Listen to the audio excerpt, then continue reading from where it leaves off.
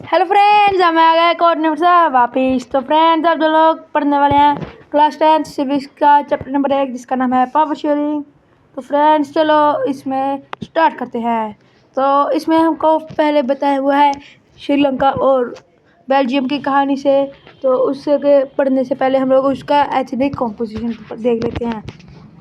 तो जो ये है, ये सारा ये है बेल्जियम, जिसकी कैपिटल सिटी है ब्रसल्स। एंड इसमें ऊपर वाला जो रीजन है उसको कहते हैं फ्लेमिश रीजन, एंड जो नीचे वाला रीजन है उसको कहते हैं वेलोनिया रीजन। एंड अभी हमको बताया हुआ है कि जो फ्लेमिश रीजन है ना, उसमें 59% लोग रहते हैं जो कि डच लैंग्वेज के बोलते हैं। डच लैंग्वेज होती है जो कि उसको बोलते हैं। ये रही डच लैंग्वेज लिखी।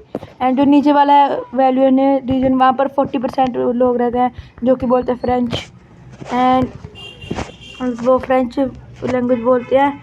एंड जो 1% रह गए, वो जो यहाँ पर है साइड में ये लोग हैं, वो बोलते हैं जर्मन स्पीकिंग पॉपुलेशन है, वो जो जर्मन बोलती है 1%। क्योंकि अभी ये देखो आप कैसे याद करोगे, जो ये नीचे वाला हिस्सा है ना बेल्जियम का, वहाँ पर आता है फ्रांस, इसलिए वो फ्रेंच लैंग्वेज बोलते हैं। एंड ऊपर वाला रीजन है वो उसमें फ्लेमिश लैंग्वेज बोलते हैं, तो वो मतलब डच लैंग्वेज बोलते हैं, तो उसमें भी डच रहते हैं। अभी यहाँ पर जो ये फ्लेमिश रीजन है, जो ये है इसकी कैपिटल बेल्जियम की। जैसे इंडिया की कैपिटल है दिल्ली, ऐसे ही बेल्जियम की कैपिटल है ब्रसल्स, जिसमें कि उल्टा है, जिसमें 80% लोग फ्रेंच बोलते हैं और 20% डच बोलते हैं। यानी कि जो कंट्री में माइनॉरिटी में है वो कैपिटल में मेजॉरिटी में है, और जो कंट्री में मेजॉरिटी में है वो कैपिटल में माइनॉरिटी में है। ठीक है, अभी हम लोग ये देखो वही सारा इंग्लिश में लिखा, but minority in capital. And अभी हम लोग देखते हैं श्रीलंका के बारे में। तो जो श्रीलंका का है वो इंडिया से नीचे ही है, जो कि एक वो है आइलैंड, जो कि चारों तरफ समुद्र से घिरा हुआ है, सारी तरफ से समुद्र है लगता है उसके पास। एंड जो 74% होते हैं वहाँ पर बोलते हैं 74% लोग सिन्हाला स्पीकर होते हैं, जो कि बुद्धिज़्म को सपोर्ट करते हैं। बुद्धिज़्म मतलब उनका रिलीजन बुद्धिज़्म है।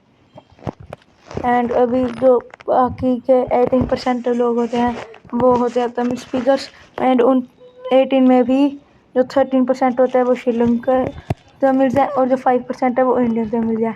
अभी इंडियन तमिल कैसा है, जो मतलब जो अभी वहाँ पर रहते हैं उनके पूर्वज कोई कामकाज करने के लिए आए हुए थे श्रीलंका में, तो वे अभी वहीं पर ही बस चुके हैं, वहीं पर ही रहने लग चुके हैं।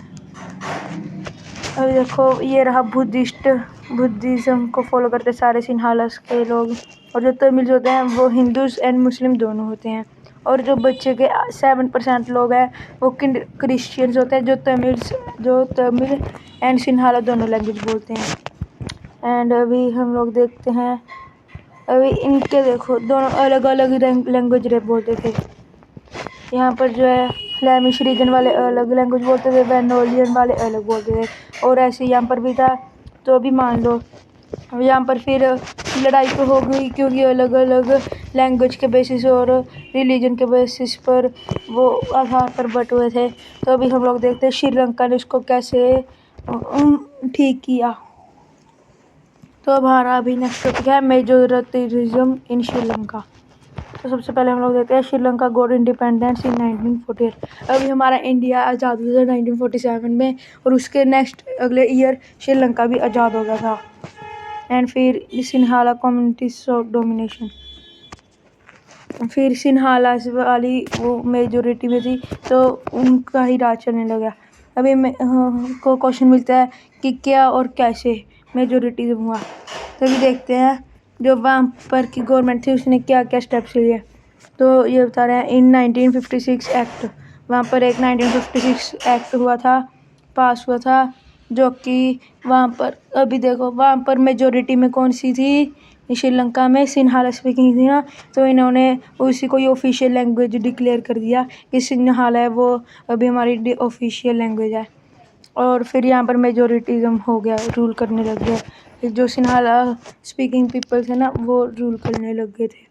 अभी नेक्स्ट है Sinhala were given favours in university and government jobs.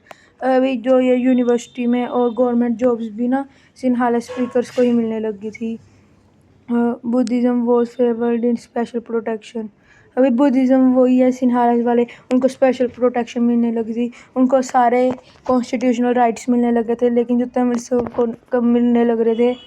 This all increase the feeling of alienation among Tamils. फिर ना अभी मान लो हमारा एक दोस्त है, उसको हमारे साथ डिस्क्रिमिनेशन होता है, सारे टीचर्स उसकी मदद करते हैं लेकिन हमारी नहीं करते, तो हमको बुरा लगता है ना। ऐसे ही वहाँ पर तमिल्स को भी बुरा लगने लग गया था और उनके साथ भी डिस्क्रिमिनेट होने लग रहे थे तमिल पॉलिटिकल राइट्स के लिए। अभी बता रहा है ये कि इन सभी कारणों की वजह से जो तमिल एंड सिन्हालास के जो रिश्ते होते हैं वो बिगड़ने लग गए थे, वो एक दूसरे से बात नहीं करते थे अभी। Tamil launched the struggle against Sinhalese. अभी तमिल को बहुत ही वो तंग कर रहे थे, तो वो बहुत स्ट्रगलिंग कर रहे थे तमिल्स। सिन्हाला इंडिपेंडेंट तमिल। अभी हम लोग देखते हैं distrust turned into civil war. अभी जो ये फिर ना ये सारे उनके अंदर लड़ाई हो रही थी, किसमें, सिन्हालाज एंड तमिल्स में। तो फिर वहाँ पर ना सिविल वॉर की नौबत आ जाती है, तो वहाँ पर अभी सिविल वॉर होता है। अभी सिविल वॉर क्या होता है, सिविल वॉर में एक कंट्री के ही लोग आपस में लड़ने लग जाते हैं। अभी यहाँ पर दिखाएं तो सिविल वॉर में थाउजेंड्स ऑफ पीपल मर चुके थे, सिन्हालास के भी थाउजेंड्स लोग मर चुके थे एंड वो तमिल्स वाले के भी मर चुके थे। एंड अभी हम लोग देखते हैं अकोमोडेशन इन बेल्जियम। अभी देखो श्रीलंका में तो मेजोरिटीज़म हुआ था, बेल्जियम अकोमोडेशन। अभी हम लोग देखते हैं कि कैसे हुआ, तो अभी ये हम लोग दिखाते हैं।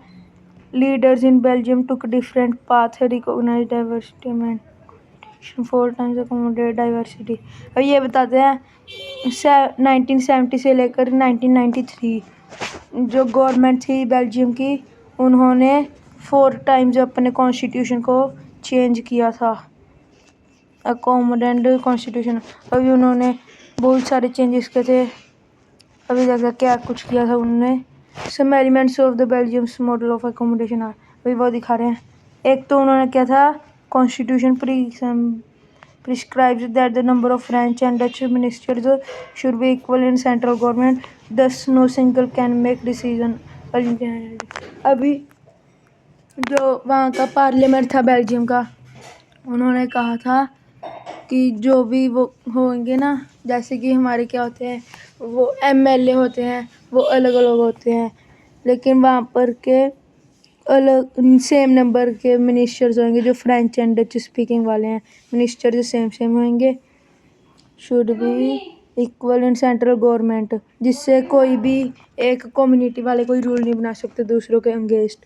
अभी नेक्स्ट है powers were given to state government, they were not subordinate to central government.